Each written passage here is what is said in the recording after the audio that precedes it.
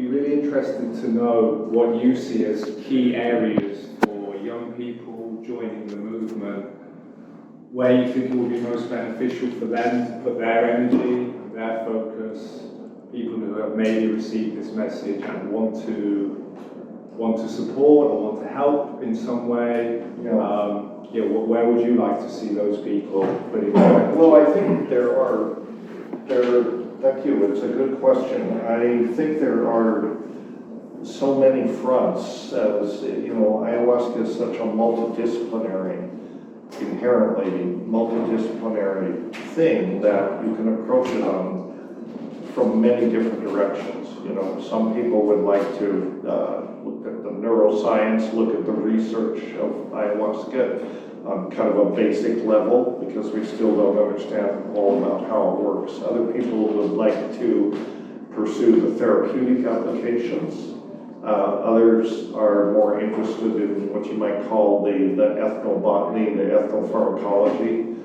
There's still a great deal to be learned on that front. I mean, there is a whole universe, a whole pharmacopoeia of admixture plants, and some of these are involved in the traditional ayahuasca dietas. Others are used with ayahuasca. Most are uninvestigated to any great extent. So I think there's several PhDs worth of work to be done there. But another aspect of this, something I'm pleased to see at this conference, is particularly apparent, and I think there needs to be more of it. Traditionally, ayahuasca and these indigenous medicines have been foci for social activism, for the protection of tribal rights, tribal lands, and this sort of thing. That needs to be expanded. I think that ayahuasca really is a catalyst for changing global consciousness.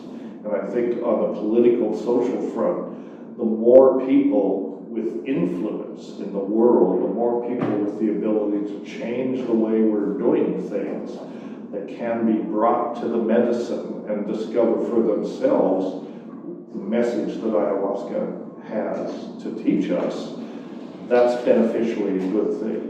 I'm concerned that I'm kind of disillusioned with politics, because it seems ineffective to me. But I think the politicians and the people in positions of power need to be woken up, like we all do, but they perhaps more, because they are very, they don't listen.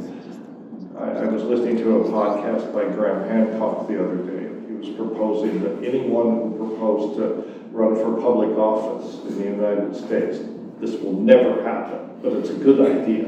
Anyone that wanted to run for public office in the United States should have to go to an ayahuasca school where they receive a minimum of 12 ayahuasca sessions under the tutelage of master shaman.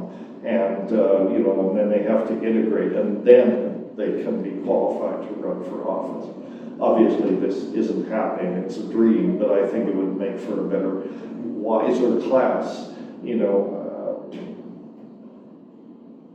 The problem in a larger context is that we as a species have to get wise. We have to become wise. In order to become wise, we have to wake up. We just have to wake up. Many are not even reach the first step. Once you've woken up, then you have to, and you can become wise, but if you're unable, if you're powerless to do anything, maybe it doesn't do any good. So that's a long answer to a short question. Yes.